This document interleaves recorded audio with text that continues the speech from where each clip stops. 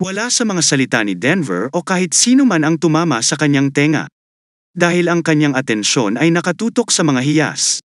Masyadong pamilyar ang kanilang kinang, at kahit nasa kakulangan niya ng kaalaman tungkol sa mga mineral, narinig na niya ang ganitong uri ng bato. May isa pang mas karaniwang pangalan noon ang kanyang naalala, si Jasper.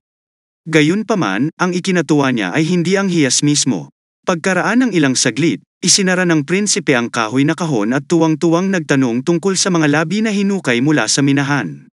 Sinabi ni Denver na ang lahat ng basura ay dinala sa paanan ng bundok.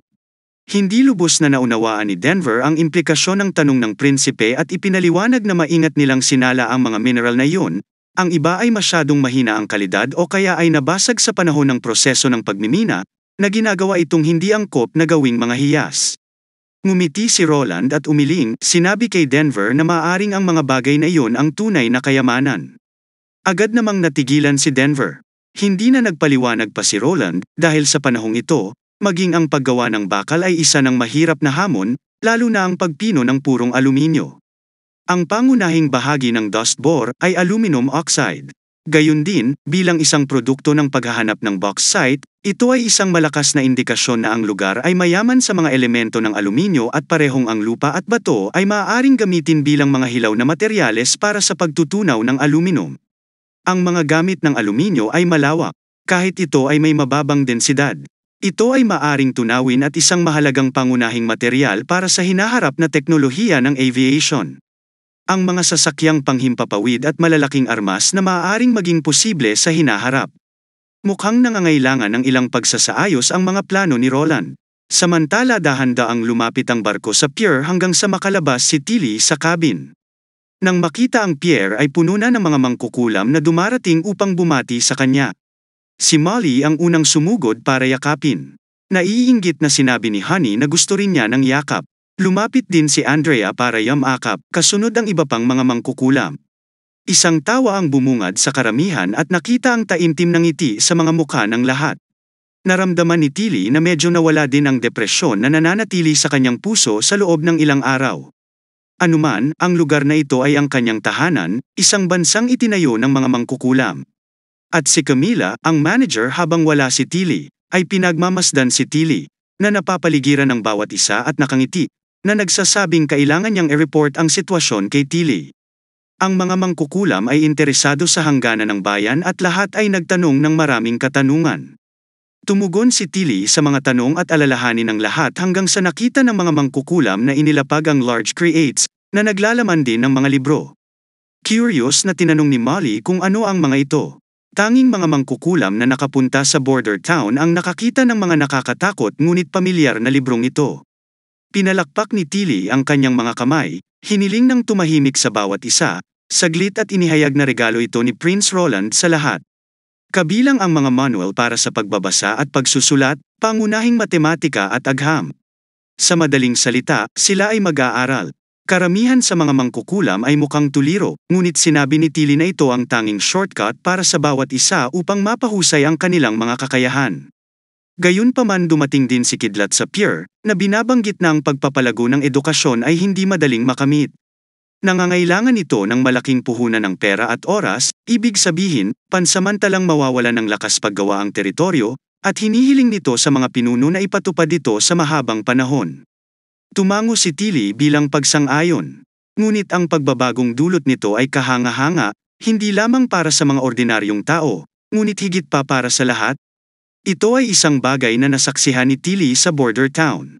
Bago pumunta sa kanlurang teritoryo, hindi niya akalain na ang isang grupo ng mga ordinaryong sibilyan ay maaari ding magpakita ng gayong sigla at buhay. Napanatili ni Kidlat ang kanyang karaniwang pag-uugali, ang kanyang ngiti na nakabubusog at pagiging palakaibigan. Habang tinanong niya si Tilly kung nalutas ba ng kanyang paglalakbay sa Western Territory ang mga problema sa kanyang puso. Si Tilly, umiling-iling, ay hindi mahanap ang sagot. Hinanap niya si Roland, pagkatapos ng lahat, ay nagtago ng ilang mga lihim mula kay Tilly. Gayunpaman, sa ilalim ng kasalukuyang mga kalagayan, ang mga bagay na iyon ay tila hindi gaanong mahalaga. Natuklasan ng mga mangkukulam ang isang higanting panda plush toy sa isa pang kahon. Naiinis na sinabi ni Ashes na alam ng prinsipe kung paano pasayahin si Tilly sa gayong mga regalo. Ang iba pang mga mangkukulam ay mukhang naiinggit, narinig na ito ay regalo ng prinsipe. Habang si Tilly na medyo namumula ang mukha, sinabihan si Camila at Kidlat na bumalik sa opisina para pag-usapan ang ilang mga bagay. Sa pagbabalik sa opisina, nagsimulang talakayin ng tatlo ang impormasyong ibinalik mula sa hangganang bayan. Labis na namangha si Kidlat nang makita niya ang mga dokumento sa kamay, na naglalaman hindi lamang ng katalinuhan sa mga demonyo, kundi pati na rin ang 400 taong gulang na mga sinulat mula sa mga mangkukulam at ang kanilang kasaysayan. Masigasig na sinabi ni Thunder na ang paglalakbay ni Tilly sa kanluran ay nagbalik ng higit pang mga lihim kaysa sa natuklasan niya sa kanyang buong buhay ng pakikipagsapalaran. Naintriga si Tilly, tinanong si Thunder kung hindi ba siya natatakot. Sa kanyang mapagsapalaran na puso, natural na hindi natatakot si Thunder, ngunit sa halip ay nag-alab sa isang nag-aalab na pagnanais para sa higit pang paggalugad. Ang tanging nasa isip niya ngayon ay ang magmadali sa border town para makilala ang mismong bruhang iyon. Medyo naguluhan si Tilly. Ang pangunahing layunin ng pagtungo sa kanlurang teritoryo ay upang makilala si Agatha, hindi lang kanyang sarili-sariling anak. Hindi alam ni Tilly kung matutuwa o malulungkot siya kay Kidlat sa puntong ito. Ibinahagi din ni Thunder ang kanyang sariling mga natuklasan.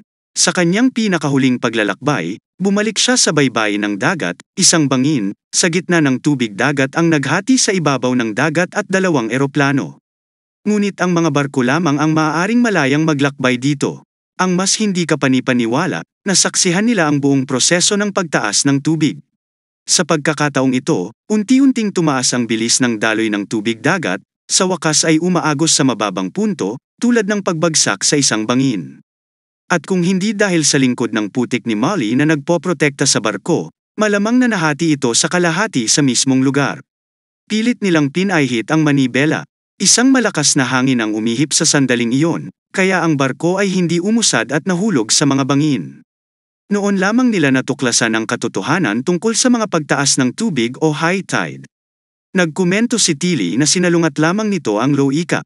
Si Thunder, na mas pinipiling magtiwala sa sarili niyang mga mata kaysa sa nakasanayang Loika, ay nabanggit na makalipas ang ilang linggo, nagsimulang mag-low tide at ipinagpalagay nila na ang tubig ay hindi naglaho, ngunit umagos patungo sa kalagitnaan ng dagat, habang parang isang napakalaking butas sa sahig ng dagat ang lumalamon sa tubig dagat.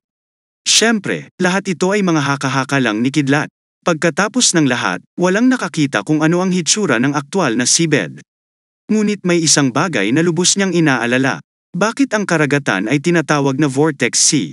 Natigilan si Tilly nang marinig niya ito at misteryosong napangiti si Thunder. Ang pangalang ito ay umiral sa daan-daang taon. Kahit na ang mga ordinaryong tao ay walang nakikitang puyo ng tubig, hindi ibig sabihin ay mga mangkukulam ang may gawa nito.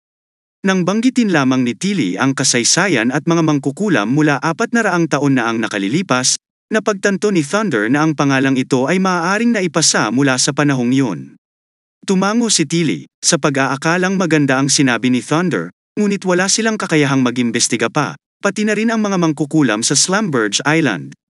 Gayunpaman, binanggit ni Thunder na alam niya ang isa na maaari nilang gawin. Ito, na nasa fjord at matagal nang hindi nakikipag-ugnayan sa mga tao. Dati siyang matalik na kaibigan ng Thunder's Adventure Crew, ngunit nagpaalam sa lupain pagkatapos magising bilang isang mangkukulam. Ang malambing niyang pag-awit ay maririnig lamang ng may ulap. Narinig ni Tilly ang mga kwento tungkol doon. Naalala agad ni Tilly ito ang sirena na gumagabay at tumutulong sa mga manlalakbay. Bagamat hindi sigurado si Thunder kung makukuha niya ang tulong nito, marahil kailangan niyang humingi ng pabor sa kanyang matandang kaibigan na si Margaret. At hiniling din ni Thunder kay Tilly na magtanong tungkol sa pagbili ng mga barko mula sa border town. Ang mga barkong iyon ay hindi nangangailangan ng mga benta, na magiging lubhang kapaki-pakinabang sa kanya. Gayunpaman, umaasa siyang hindi malalaman ni Kidlat ang bagay na ito. Tumango si Tilly, naiintindihan na ayaw ni Thunder na ipilit kay Kidlat ang pakikipagsapalaran ng magkasama.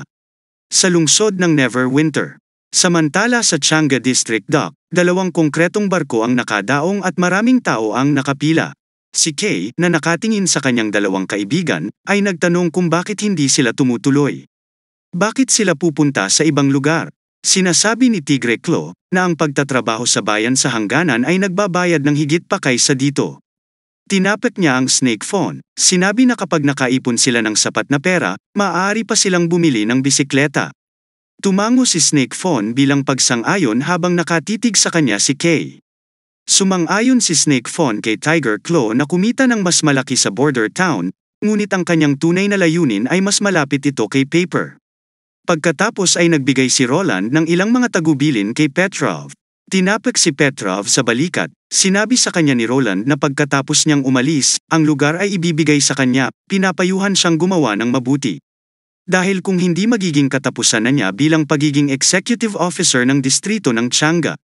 Yumuko si Petro, nangakong hindi niya pababayaan ang kanyang kamahalan. Sumakay si Roland sa barko, nagbigay ng utos na tumulak.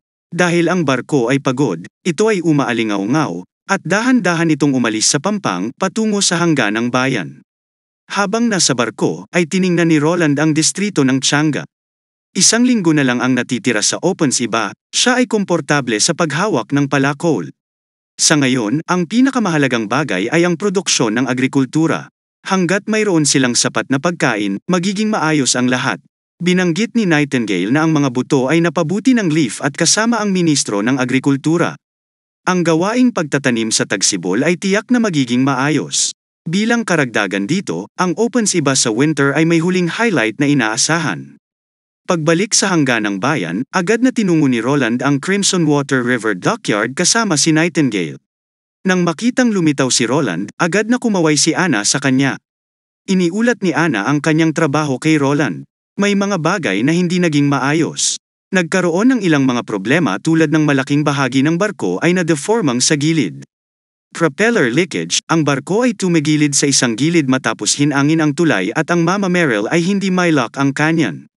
Ngunit nalutas na sila ni Anna.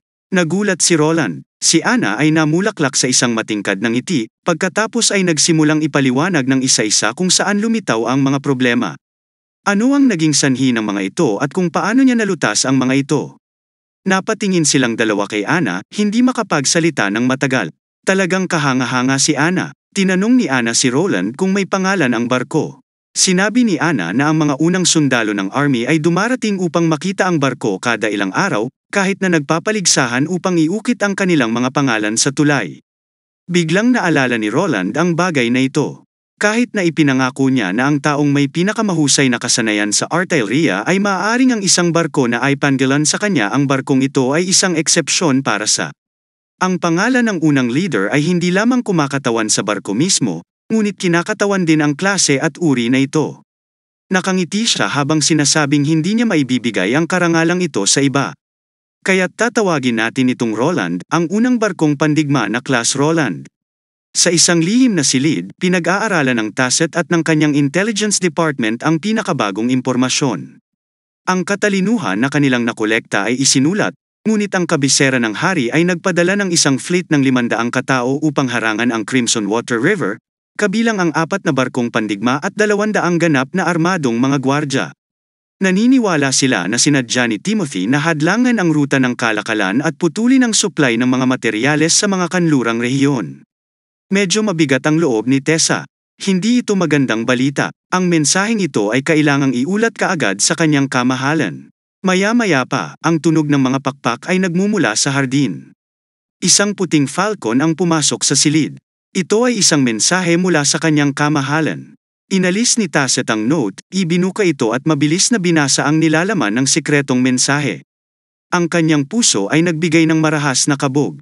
Tapos hindi niya napigil ang tumawa. Bagamat alam niya na bilang isang intelligence officer, hindi niya dapat hayaang ipakita sa ekspresyon ng mukha niya sa nakakagulat na balita at hindi niya mapigilan ang saya sa kanyang puso. Sinabi ni Tessa sa kanyang mga nasasakupan na hindi na nila kailangang mag-alala pa tungkol sa bagay na ito. Malapit nang lutusin ng kanyang kamahalan ang problemang ito mula sa mga ugat nito. Ang bawat isa ay medyo naguguluhan. Nagtataka kung ano ang ibig sabihin ni Tessa sa paglutas ng problema mula sa mga ugat nito. Naikayam ni Tasset ang kanyang kamao. Sinasabi sa bawat isa na ang unang hukbo ng kanyang kamahalan sa armada ay umalis na at ang kanilang target ay ang kabisera ng hari. Dumating na ang sandali ng pagpapatalsik kay Timothy. Si Roland ay nakatayo sa ibabaw ng Roland-class warship. Bukod sa punong barko na ipinangalan sa kanya, ang iba pang mga barko ay mabagal at masalimuot na mga sasakyang semento. Ngunit isang araw ay naniwala siyang magkakaroon siya ng kanyang napakamodernong fleet. Inayos ni Nightingale ang mga buhok na ginulo ng hangin. Nang mapansin ang masiglang kalooban ni Roland, tinanong niya kung nasasabik siyang bumalik sa kanyang sariling bayan sa lalong madaling panahon. Nakangiting umiling si Roland. Wala siyang balak na bumalik sa kabisera ng hari. Ang hangganan ng bayan ay ang kanyang tanging tahanan. Ang kanyang kagalakan ay nagmula sa pag-asang mabilis na masugpo ang mga hindi pagkakaunawaan at wakasan ang lahat ng labanan sa loob ng kastilyo ng Grey. Nakita ng Nightingale na kalahating katotohanan lang ang sinasabi ni Roland. Caught off guard. Halos nakalimutan ni Roland na si Nightingale ay maaaring makakita ng mga kasinungalingan. Sa pag-ubo ng ilang beses, inamin niya na labis niyang ipinagmamalaki na nakagawa siya ng napakaraming barko sa napakaikling panahon, sa loob lamang ng buwan ng mga demonyo. Tumango si Nightingale. Bagamat sa pagkakataong ito ay isang taos-pusong pag-amin, ito ay parang mayabang. Namula si Roland, ipinaliwanag kung bakit siya nag-aalangan na sabihin ang totoo sa simula. Bahagyang tumawa si Nightingale, humakbang papalapit upang tiyakin sa kanya. Hindi siya nagalit kay Roland. Maliban na lamang kung ito ay direktang nag-aalala sa kanya, hindi niya iniisip na magsabi siya ng ilang maliliit na kasinungalingan paminsan-minsan. Ibinaling ang kanyang tingin sa harap, mahinang nagpasalamat si Nightingale sa kanya. Nalilitong, tumingin si Roland kay Nightingale. Dahan-dahan, ipinaliwanag niya ang kanyang pasasalamat sa ilalim ng kanyang pamumuno, karaniwang tao man o mangkukulam ang lahat ay mabubuhay ng masaya. Bagamat palaging naniniwala si Nightingale na makakamit ito ni Roland, hindi niya inaasahan na darating ang araw ng ganoon kaaga. Huminga ng malalim si Roland, sinabi sa kanya na hindi pa sila nakakarating. Batid niya na kahit na mapatalsik si Timothy, karamihan sa mga maharlika ay lalaban at mahihirapang nangangailangan.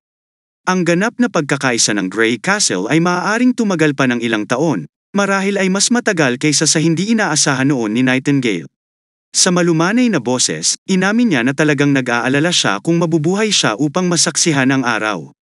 Mapaglarong pinitik ni Roland ang noo ni Nightingale, pinayuhan siyang huwag magsalita ng ganoong kalokohan. Hinding-hindi hahayaan ni Roland na ilagay ni Nightingale ang sarili sa panganib. Pinunasan niya ang kanyang noo, ipinagtalo niya yon bilang isang labanan, na natural na siya ay nasa harap na linya. Ang mga pagbabago ay may kasamang presyo, idinagdag niya, na inihayag na mula sa sandaling ipinangako niya ang kanyang sarili na gamulong. Naghanda siya sa maaaring mangyari. Inilagay ang isang kamay sa balikat ni Nightingale, marahang umiling si Roland. Ikinalulungkot niya na binaygo niya si Nightingale, habang magkakaroon ng gastos, ngunit karamihan dito ay babayaran ng kanilang mga kaaway. Bukod dito, nagpatuloy siya sa isang dampi ng pasasalamat. Malaki ang utang na loob niya sa kanilang lahat. Mukhang nalilito si Nightingale. Sa taos-pusong damdamin, umamin si Roland na kung hindi niya nakilala ang mga mangkukulam, maaaring hindi siya naging mabilis sa hakbang na ito. Marahil sa kaibuturan ng puso kung ang mundong ito ay kulang sa kamanghamanghang mahika, siya ay nasa ilang baog na hangganang bayan na namumuhay sa isang primitive na buhay. Pagtingin sa kanya, napagtanto ni Nightingale na ang bawat salitang binigkas ni Roland ay ang walang bahid na katotohanan.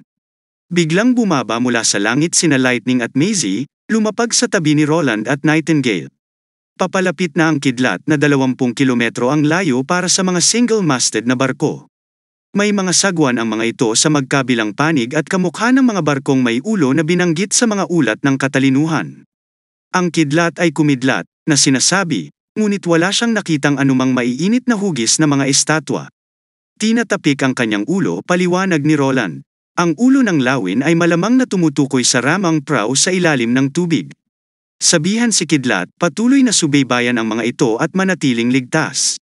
Naluluhang tumingin ang dalaga sa prinsipe, at tinanong kung maaari ba siyang gumawa ng isang mas kaunting hanay ng mga pagsasanay bilang parusa. Humalakhak si Roland, at sinabing kung mangangako siya ay hindi magdadalawang isip sa hinaharap, na magagawa niya ang isang set. Agad na nagningning ang mga mata ni Lightning. Walang pag-aaksaya ng sandali, tumalon siya at lumundag pabalik sa kalawakan.